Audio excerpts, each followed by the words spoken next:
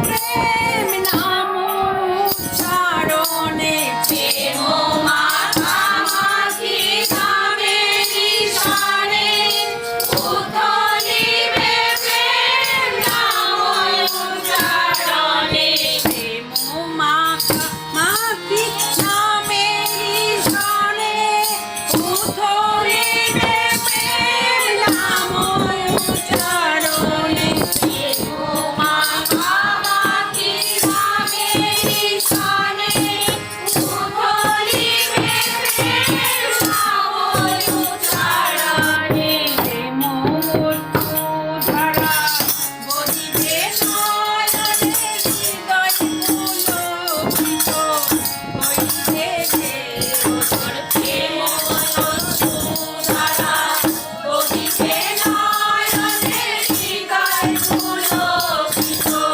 হইতে যে তোর প্রেম মূর্ধরা বহিবে নয়নে হৃদয় পুলকিত হইবে যে হৃদয় পুলকিত হইবে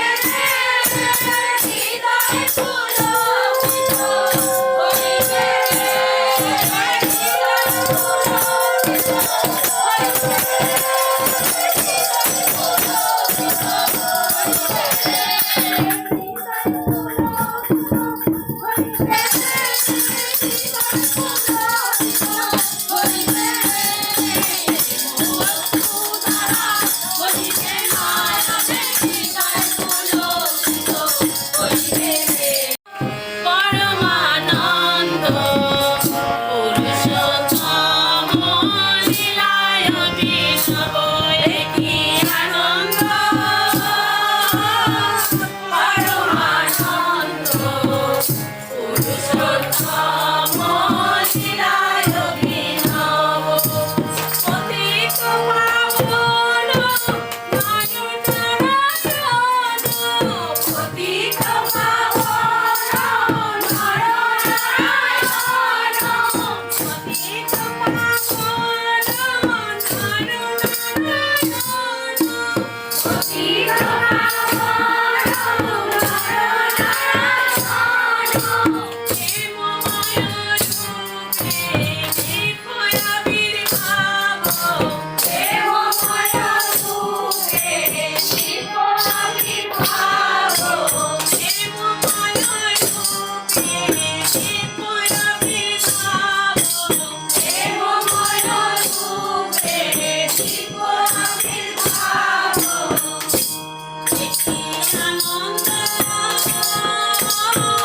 পরমানন্দ পুরুষোত্তম লীলায় পুরনারায়ণ হরে ভবে নারায়ণ জগতি করতে হবে জীবন হরে পুরনারায়ণ হরে ভবে নারায়ণ ইষ্টবিধি করতে হবে জীবন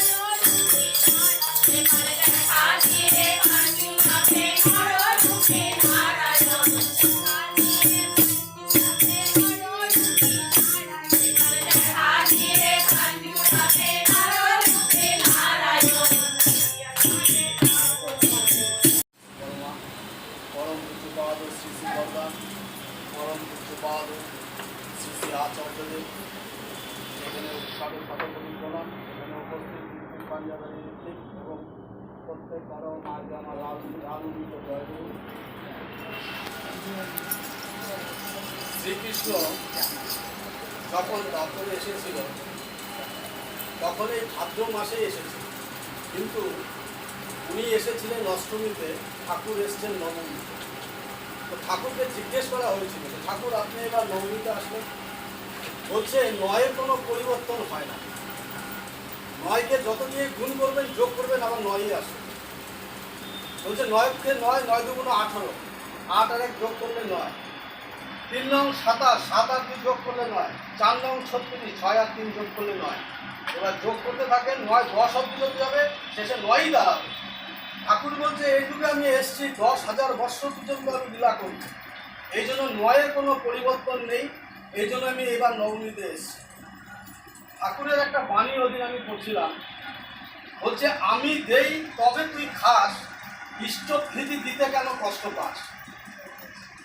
তো আমরা ইষ্টপ্রীতি জানি না, আমরা যোজন করতে জানি না, যাজন করতে পারি না, আমরা প্রত্যাশার ঝুলি নিয়ে তার সামনে বসি, রোদোষ কাটবে কিছু পাবো সেই আশায়। ঠাকুর বলছেন যে পরম পিতার সামনে কোনো প্রত্যাশা করতে নেই। আমার এই অপ্রত্যাশিত অর্ঘস্তুতি, তুমি তৃপ্ত হও, তৃপ্ত হও। ঠাকুরের আমরা যখন ঠাকুরের নিবেদন করি, আমরা ঠাকুরের নিবেদন করার সময় ঠাকুরের হিসাব করি, কিন্তু আমাদের সংসারে কত টাকা আয়, কত টাকা ব্যয়, স্বাস্থ্য ক্ষেত্রে কত টাকা খরচা, এডুকেশনে কত টাকা খরচা, কিন্তু আমরা হিসাব করি না। কিন্তু ঠাকুরকে যখন দেই তখন 1 টাকার 50 পয়সার হিসাব করি। ট্রেনে বাসে চললে কোনো ভিক্ষুককে যদি 1 টাকা দেওয়া হয়, সে 1 টাকা নেয় না, তার মানে আমার ঠাকুর ভিক্ষুকের চেয়েও অঘম, কারণ উনি ফটোর মধ্যে। আমরা আমাদের হিসাব করি, আমি ঠাকুরকে দেবো সে বেলায় হিসাব করি যে 1 টাকা দিচ্ছি, কিন্তু আমাদের বেলায় আমরা হিসাব করি আমাদের কত টাকা দিয়ে দেয়। একজন ভদ্রলোক বিহার থেকে দেওঘর যাচ্ছে,